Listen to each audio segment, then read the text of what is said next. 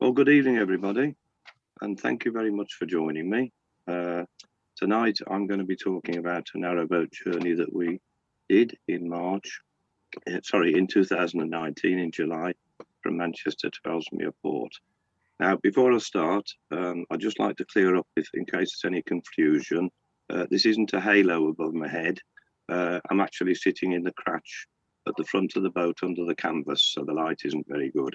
Those of you who've got boats or been in boats know that getting an internet signal in a metal cage is rather difficult. So I thought it'd be safer to sit here. You may hear some raucous noise in the background periodically. It's not my wife, it's the Canadian geese who decided to arrive a couple of days ago on the marina, and they're getting to know each other, put it that way anyway. I don't think it'll interfere with it. There's nothing I can do about it. I'd like to do something about it, but the less said about that, the better. So anyway, on with the presentation. It's going to consist, initially, I'll just give a brief history of the canal. Then I'll talk about the criteria that's required and the preparation and the cost, if anybody are thinking of doing the journey. And then the actual journey. And I reckon the talk will take about 45 to 50 minutes. And then if there are any questions, I will do my best to answer them afterwards. Excuse me. So the first thing is, both before we did the trip and after, a lot of people said, well, why did you do it? Why do you do a trip like that? Isn't it a bit scary, all those big ships and those big locks? Well, certainly not. I've been a lot more frightened doing some of the tidal waters we've done. So no, that's not a problem at all. Another question I get asked, isn't it a bit boring? Well, the journey is monotonous in places, and it's certainly not scenic, as you will see from the photos shortly. But there's still a lot of interest, particularly, I think it's the experience of sharing it with the ships and just the size of everything. And also the cost, which I'll come on to shortly. But it's well worth it.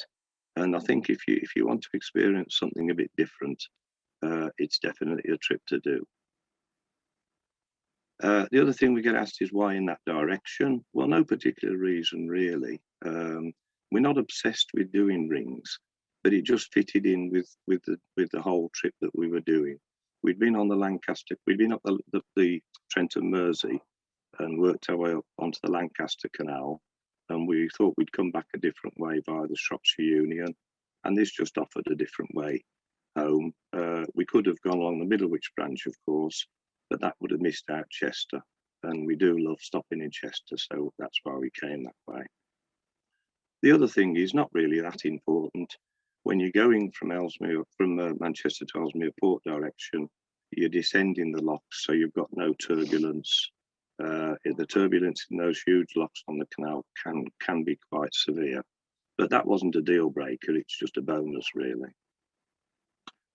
I'll just talk briefly about the history. It was constructed, took 7 years, and it was started in 1887, and it took 7 years to complete the full 36 miles.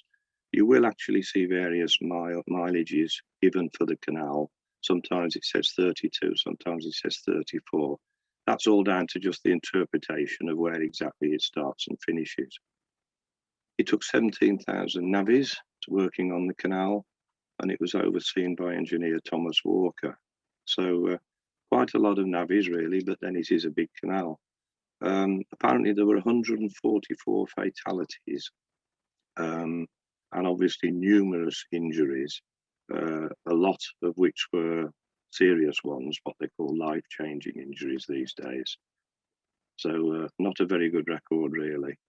As part of the building, it made use of the River Irwell for its supply, and it does share a couple of short sections with it as well. They also used existing canals, such as the Runcorn to Latchford Canal, which I presume they just widened and deepened. And the reason they built it, well, they wanted to rival and compete with Liverpool, who had been charging them extortionate charges for carriage of goods to and from Liverpool. That's obviously a drawing from when it was when the construction was taking place. You can see, unlike the early Brindley days of canal building, they've now got steam power. They've got these little trains that take away the spoil and bring in the raw materials or the building materials. And what looks like, I think that's a steam crane, or could be a steam digger. But despite all this, you can see from these guys here that they were still using quite basic equipment. And that's a rather sketchy photo, and I think that just shows the scale of it. I mean, it is huge when you look at it without any water in it. Well, it's huge with water in it as well. And I think from that photo, I think you can see why there are so many injuries. I mean, you've got a guy here who looks rather precarious, stood at the top of the ladder, and you've got these guys working underneath, no sign of helmets or high vis or anything. And that truck there looks a little bit precarious the way it's leaning over. So yeah, I think you can see from that why they had a fair few injuries. And that's some form of steam digger. Looks a bit primitive to us, but no doubt in those days it was state of the art, and that obviously I would have thought saved a lot of labour. And that's as it is today. Cost 15 million to build, which apparently in today's money is 1.65 billion. So obviously quite a costly enterprise, not as much as HS2 though. And when it was built, it was the largest inland navigation in the world. It became Britain's third busiest port, even though it was 40 miles from the sea. It made a profit through most of its life, but never as profitable as they'd hoped. Apparently the late 50s was when it was at its most profitable, which actually surprises me. I thought it would have been earlier than that. And it was, as I say, moderately successful, but when containerization began in the early 70s, the ships became too big, and that's really when the decline started, although it is making a bit of a comeback these days, apparently. Salford Quays, the old Manchester dock, are now closed. It's a retail, business and leisure complex, and most of the shipping now is at the Runcorn end, the western end. Now, preparing for the trip. First thing to do is download the Peel Ports Pleasure Craft Induction Pack. Bit of a mouthful, but a very good document, contains everything you need to know. For those of you who have done tidal waters, you get what they call the skipper's guides that you can get off the internet as well. And it's just like those, really. It's quite comprehensive. Contained within that is an application form and a list of approved surveyors nationwide, because you'll need to have your boat surveyed and then print off the form for the surveyor to sign. Basically, the list is very good. It's got surveyors all over the country, so wherever you keep your boat, you'll find one nearby, and it's valid for a year once you've had it surveyed. Now, I'm talking about a survey. I'm not talking about a thorough survey, such as if you were buying a boat. Basically, the guy comes along with his checklist. He looks at your boat and he says, "Yeah, it's floating, good, tick. Anchor, yeah, fine, yeah, that looks all right, yeah. Fire extinguishers, yeah, that's fine." And that's about it. I mean, obviously a little more than that, but you get the gist. And that wasn't just our experience. Other people I've spoken to said the same thing. It's just it's a box ticking exercise, really, but you have to have it done, I'm afraid.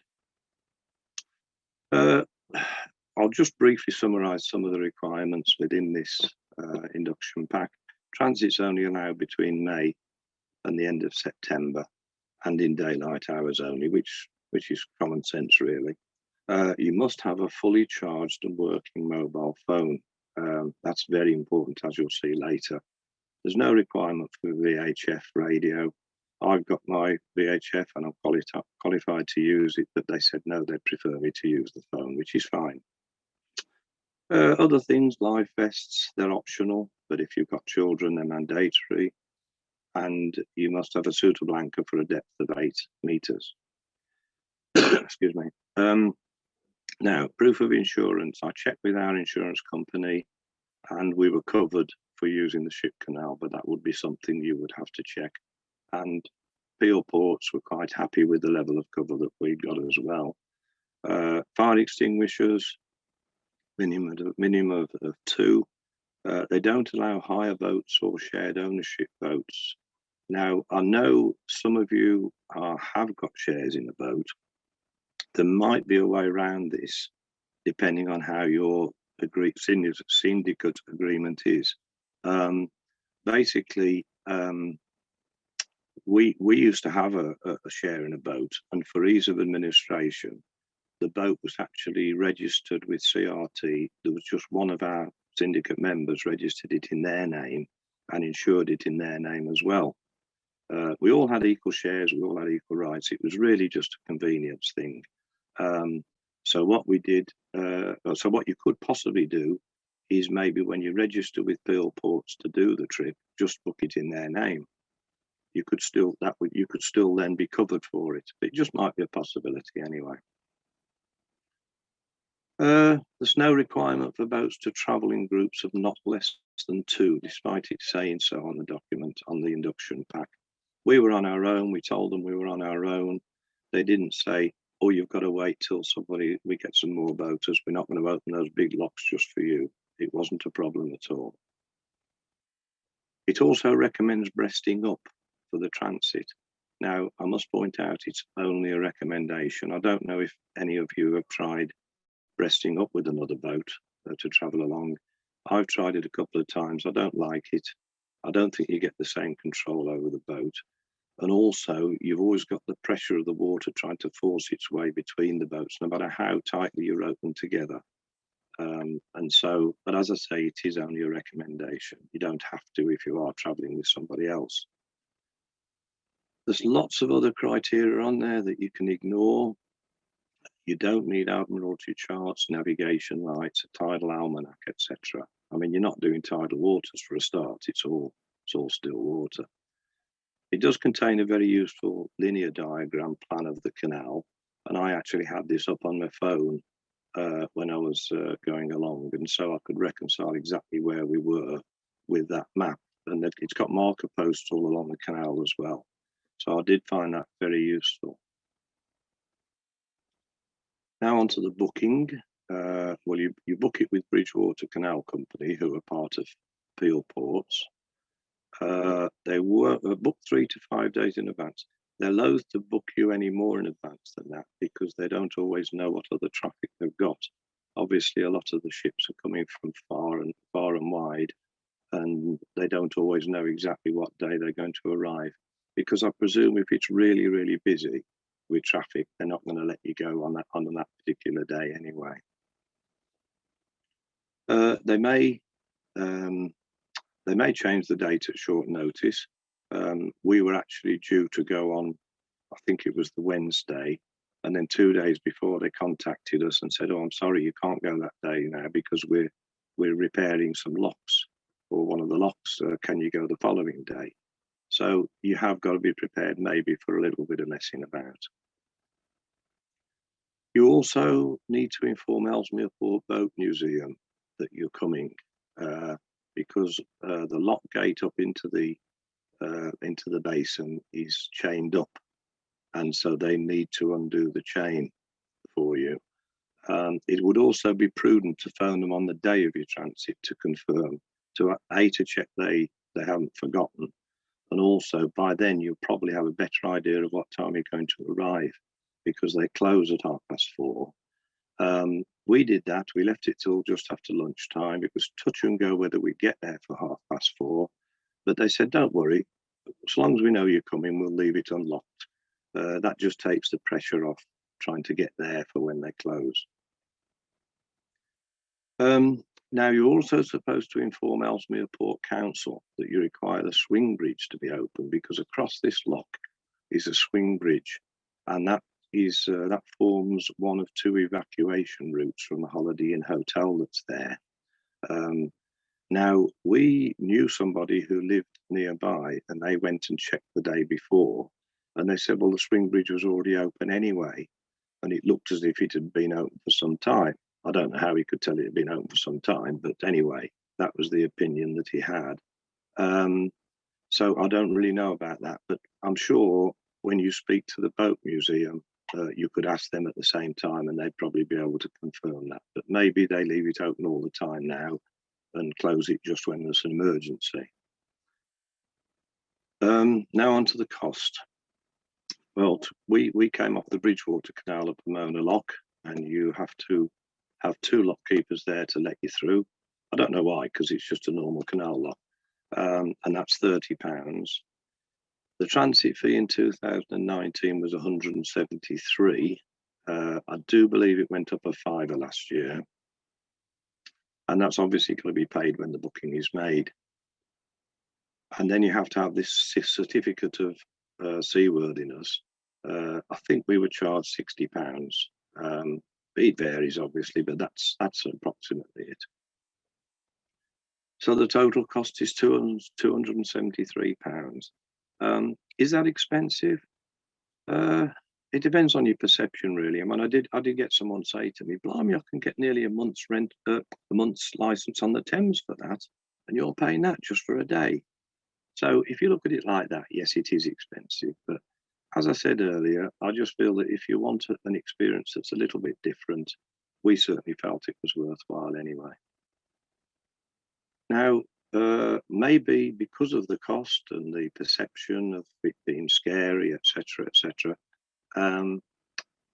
this is why they only get 20 leisure boats a year, and that did surprise me. We were middle of July, and we were the 11th boat that they'd had that year. There is a misconception that we're a nuisance. Why should they have to? They think, why should they have to open those big locks for a little tiny narrow boat? And why should we have to do this, that, and the other? Well, we didn't find that at all. We found the people at the Bridgewater Canal Company when we made the booking were very helpful. The lock keepers were fine. Some of them kept themselves. Other ones were quite chatty. One guy was telling us he was looking forward to going to his static caravan in North Wales and telling us all about that. And the guy that we dealt with on the phone all day at Eastern Control, he was very helpful and chatty as well. Maybe it's the way people approach people, I don't know, but we certainly didn't have a problem. So on to the actual journey. You can actually stop at Salford Quays. You can either go straight from Pomona Lock to Ellesmere Port, or you can stop off at Salford Quays for a day or two, which is what we decided to do. Once you're on the canal, it's, as I say, we reckon we did 34 miles and then the 4 locks on the Ship Canal. And then the 1 lock up into Ellesmere Port Basin, the lower basin where you can moor. And then there are 2 locks more to get you up onto the Shropshire Union Canal level. Transit time, 7 to 8 hours. We reckoned if we took off the locking through time, we were doing about 5 to 6 miles an hour, which in a deep, wide canal isn't an issue at all. I mean, yes, the revs were higher than we'd have on a normal narrow canal, but certainly nothing like the revs we've had to do on some of the rivers we've been on. So we met the lock keepers at 8 o'clock at Pomona Lock. We'd spent the night at Castlefields in the middle of Manchester and made the 10-minute journey to the lock, and they were there as we got there. I mentioned about mooring at Salford Quays. I've duplicated that, but I'll come on to that in a minute. Now, Peel ports don't control Salford Quays, so you need permission to moor there from the council, Salford City Council. Now, all I can say is good luck with that. I was on the phone for probably 40 minutes being passed from person to person to person, and they couldn't find anybody who could give us authorization to moor at Salford Quays. And having done my research beforehand, other people have had the same problem. And they said, just turn up, don't worry, nobody's going to bother you. Just turn up and moor. And we did that, and we weren't bothered by anybody, and it was fine. So if you are thinking of doing the trip, if I was doing the trip again, I wouldn't even bother to try. But by all means try, but don't worry if you can't get through to anybody. So this is just a map. It's the Pomone Lock's just off the edge, and then you come round here under Trafford Road Bridge, and that's Salford Quays, and it consists of 3 basins, and you're heading for the central basin, and the moorings are just here. This part's cordoned off, and there's a little lift bridge there, and this little basin, Ontario Basin, they use for water sports, mainly schools. They do paddle boarding and canoeing and that sort of thing. So that's where you moor. And then that's Pomona Lock, which is the first lock on the actual Manchester Ship Canal. That's Pomona Lock. Just a normal double width canal lock, nothing special. And it drops you onto this little channel here, and that takes you onto the main canal. The River Irwell comes in from the right here. And Salford Quays is about a quarter of an hour up there, just round the corner. So there we are, going under Trafford Road Bridge. You'll see a white suspension bridge there. That is where you're looking to, you hook a right there, and that's where the basin is, just round the corner from there. Those are really the only moorings, the only proper good moorings. I suppose there'd be nothing to stop you mooring in places like this, but you'd have a bit of a job getting off, a bit of a climb to get off the boat. And there we are, we're in the basin. That's the water sports basin. You've got the Holiday Inn Hotel there, you've got the water sports centre here, and there are very nice moorings, one each side of the entrance there. And it's, yeah, it's fine. You're not going to have a problem getting in there, on the basis that only 20 boats a year do the passage, and probably half of those at least don't even stop at Salford Quays. You're never going to have an issue getting in there. They've got a nice patio here with tables and chairs at the Holiday Inn Hotel. Once we'd roped up and moored up properly, we thought we'd go and sit there and have a latte, or a latte, as some of you Southerners say. And it was very nice. It was nice. And in fact, when we came to pay and they found out that we were off the boat, they said, "Oh, don't worry, no charge." So that was a nice little bonus. And excuse me, as you can see, there's bollards there. It's nice and low for getting on and off the boat. It's quiet as well. There wasn't much footfall coming past the boat. That side of the basin is predominantly businesses, offices and that, so that's quiet anyway, and particularly at night. And then opposite that, we've got the water sports centre. A little bit noisy sometimes with school kids, but generally quiet. Now, if you've got a dog, there's lots of grassy areas around here that you can take the dog for a walk. And I met, when I was taking the dog a walk, I met a chap from the council who was emptying the bins, and he said he couldn't remember the last time he'd seen a boat moored there. So that again just shows how quiet it is. But it was a nice spot. So we got there about 10 to 9, and we spent the whole of that day there, and then carried on our journey the next day. Obviously, that's at night. That's the business side, and that's the sort of leisure side. But it's far enough away from you to be noisy, to create any noise. Although it wasn't a Saturday night, admittedly. And then the next morning, we just had to go along there, turn right, and carry on our journey to the lock. We met the lock keepers at 8:30 at Modewheel Lock, and that's the first of the 4 locks on the canal. They all come fairly quickly at the beginning of the journey. The first 3 are about a quarter of an hour apart. Then it's about an hour and a quarter to the 4th lock, Lichfield Lock. And then you've got 20 odd miles of no locks until you get to Ellesmere Port. So just to reiterate, that's where we've come from, the basin there. And we just went along there, past Media City, and there's Modewheel Lock. So there we are on our way. If you're a Coronation Street fan, you've got the Coronation Street Studios to our left, and Old Trafford football ground as well. It's fairly close by. Now, the locks on the Ship Canal are 600 feet by 80 feet. So in theory, large enough for at least 90, 60-foot narrowboats. So that gives you an idea of the size.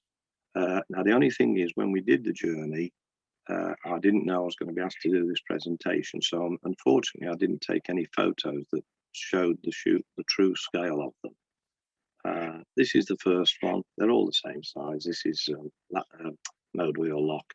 And we're about halfway up the lock now, because as I say, and we didn't have to rope up. You know, we could just sit there. But it's certainly the biggest lock we've ever been in, and we've been on the Yorkshire navigations, such as the Aaron Calder and the New Junction Canal, and these were certainly bigger than that. Unfortunately, we didn't have to share it with a large vessel. I say unfortunately, I think it would have been quite an experience. And in fact, that's one I've got off the internet. I don't think I'd have liked to have been alongside him, though. I'd have felt a little bit concerned about that. But he's quite near the front of the lock, so there's probably a bit of room behind it. I'm not sure if the turbulence is actually coming from his prop or if the lock is actually filling up. I think it's filling up, probably. So just to reiterate, in this direction, you're locking down, no need to tie up. I mean, there was no turbulence whatsoever. It was very smooth. The drop's approximately 15 feet, which obviously in a narrow canal is quite deep, but you don't really notice it much in that big lock.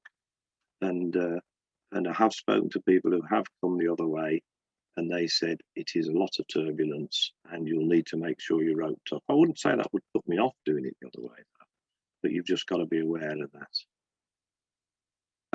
There's a reporting procedure I mentioned earlier about having a fully charged mobile phone. You are phoning Eastern Control throughout the day because they need to know where you are and they need to inform you what's going on. Firstly, you phone them when you're leaving each of the 4 locks.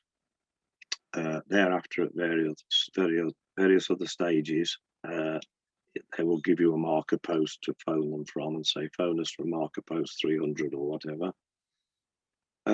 Very important when you're arriving at Ellesmere Port to confirm the completion of your journey. The chap at Eastern Control said it's surprising how many people actually forget to tell him that they've left the canal and they're out of his jurisdiction. They will inform you of any vessels that are on the move and when you're likely to meet them. They will also have informed those vessels of your presence and progress, and they will slow right down for you. The 2 that we encountered did anyway. The other good thing about the Ship Canal, of course, a lot of sections are very straight, so you see plenty in advance. You'll see plenty in advance if you've got something coming towards you or up behind you. We're on our way. We're heading towards Barton now. Just take note of the scenery or lack of it each side. And I'm afraid I mentioned earlier about the monotonous bits. There are monotonous bits, but we thought it was more than made up for with the other things of interest that we saw along the way. We're just approaching Barton Aqueduct now. You can see by that the size of the canal in comparison to our boat. We haven't got a drone. This was actually taken by some friends who were sitting on the Barton Swing Aqueduct. We'd befriended them when we were on the Lancaster Canal and spent quite a few times moored with them. When we were talking about our future plans, we realised that they'd be going over the Ship Canal on the same day as we were going under the Bridgewater Canal.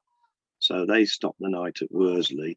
They knew what time we were booked in at Mowbray Lock, so they timed it so that they'd be on the aqueduct, for when we were going under it. So it was good because it just gave us some different photo opportunities, and we were able to swap them afterwards. And there they are, camera in hand. Yeah, it just added to it, really.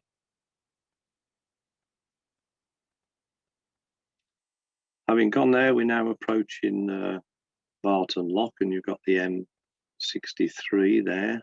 That's the main M63, and apparently that's a link road. They obviously didn't have to lift this for us, which is a shame. You'll see the red traffic light there. Just completely ignore those. If you wait there, you'll be waiting all day because they don't turn to green. So you'll come across those on all the swing bridges on the canal, and just ignore them. So we now just got into Barton Lock. You'll see the lock keeper there. He's just closing the gate. Now he needs to let the other lock keeper at the other end obviously know when he's closed the gate, so he can open the sluices. It's too far to shout to each other.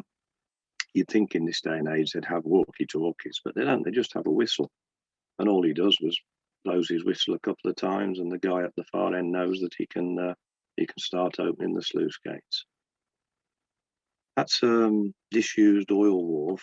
I think it's Barton Oil Wharf. I'm not sure, but anyway, like a lot on the Ship Canal, it's not used anymore. It's been abandoned. And this is Earlham Lock, is it? Yeah, it is. I'm losing my thread. Again, they're all the same anyway. We're on our way again. Now, this was a bit of a surprise because I've been told that all the shipping was at the far end. This is actually Earlham Container Terminal. And this is the only sign of any shipping you get at the Manchester end. By container ship standards, it's quite small. What it is, I worked for P&O for 16 years on the container side. And a lot of the big round-the-world container ships don't actually call in at the UK. They'll stay on the continent at places like Rotterdam and Hamburg. And then these little container ships just keep crisscrossing the channel, basically fetching and carrying containers from them. They were called feeder vessels in the trade, or as we used to affectionately call them, puddle jumpers. But by us, compared to our boat, it's quite big, but compared to container ships, it's a tiny one, really. I think it was tea break when we were going past because there was no activity. That's a disused railway bridge near Partington. We're now approaching the Thelwell Viaduct on the M6. No doubt most of you have been across it a few times. Over the years, I've been over it lots of times, and I always have a glance down to see if I can see any vessels on the move, and I never have done. So it was quite a surreal experience to be actually going under it in my own vessel. Excuse me.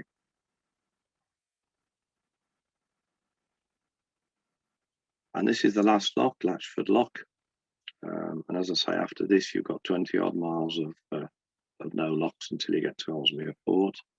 On our way again, lots of, you get quite a few of these swing bridges all the way along the canal.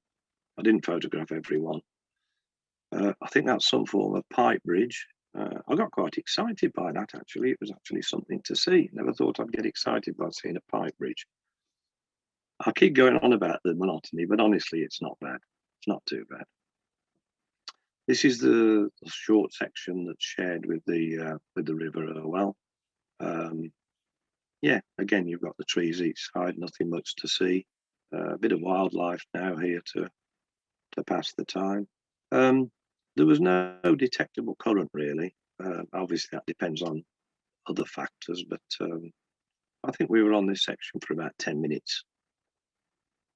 Now, you might see that and think, why the heck has he included that? Has he accidentally pressed the button on the camera? No. If you've got a dog, 8 hours is quite a time to go without it, call of nature. And we'd been going about 3 hours and there'd been absolutely nowhere to get into the edge. And we saw this and we thought, let's seize the opportunity. So we came into the edge, we lifted the dog off. It's not ideal, as you can see, it's a bit overgrown, it's got a bit of a slope on it. But if the dog wants to go, the dog will go. And it's just an opportunity. We did actually come across better ones later on, but we saw this and we thought, as I say, we'd seize the opportunity.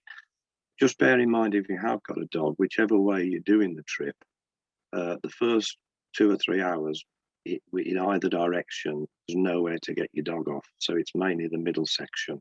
At the Manchester end, you've just got high embankments and lots of overgrown areas. And at the Runcorn end, it's all commercial shipping, so there's nowhere. So it's that middle part. And certainly, if you're going from Ellesmere Port to Manchester direction, make sure you do it before you reach the locks. That's near Wallington. That's the West Coast Main Line. Another swing bridge, look, further ahead.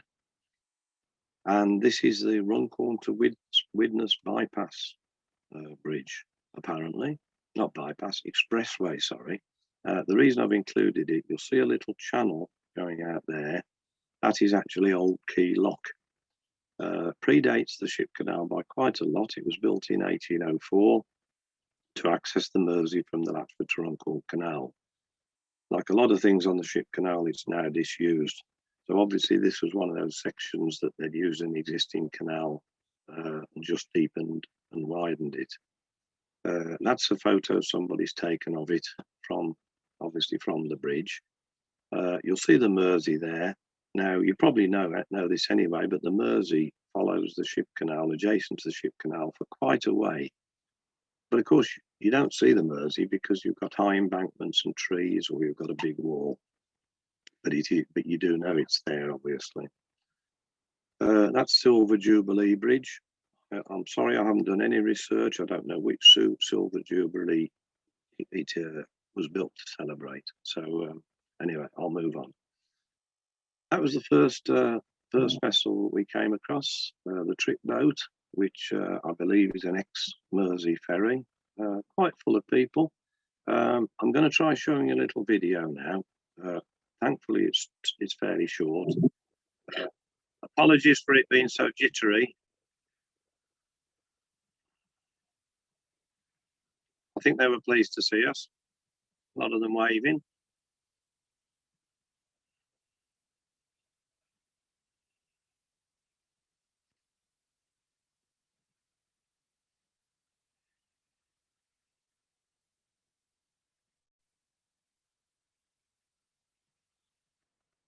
Yeah, but people worry about. Oh, hang on, I've got to get back to the. I'm sorry, hang on. Technical problem. Oh, anyway, sorry. Yeah, people worry about the turbulence, but it wasn't too bad at all. Now we start to come across quite a few large vessels, most of them moored up. I think we passed probably about 20 in all. And this is quite an experience, really, going past large vessels like this. As a guy come out to see us, he obviously was probably quite surprised to see a narrowboat. Like a lot of the industry at this end of the canal or in this area, it's all liquid type, petrochemical type based things. And you can see how big that is in comparison to our little boat. I think that's the biggest no smoking sign I've ever seen.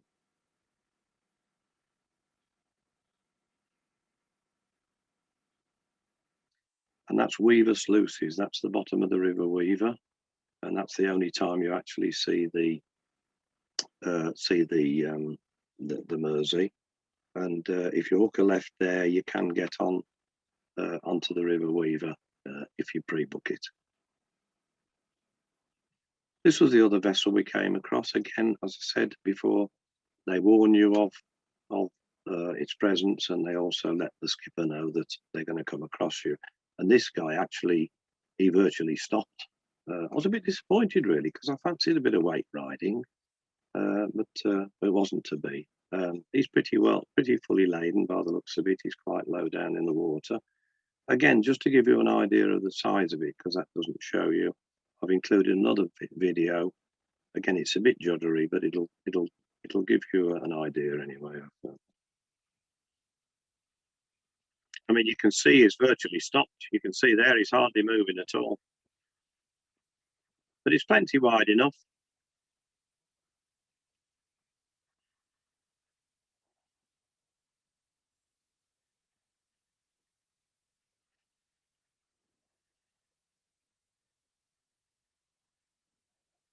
There's also a vessel moored there, so I mean, you can tell the width of it. It's plenty wide enough even for a hoverboard vessel.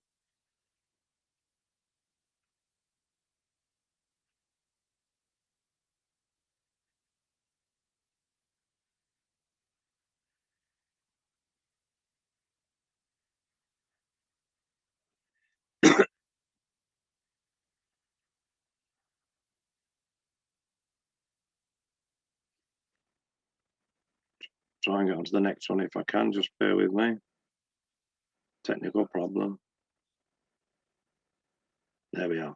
So he's just gone past us now.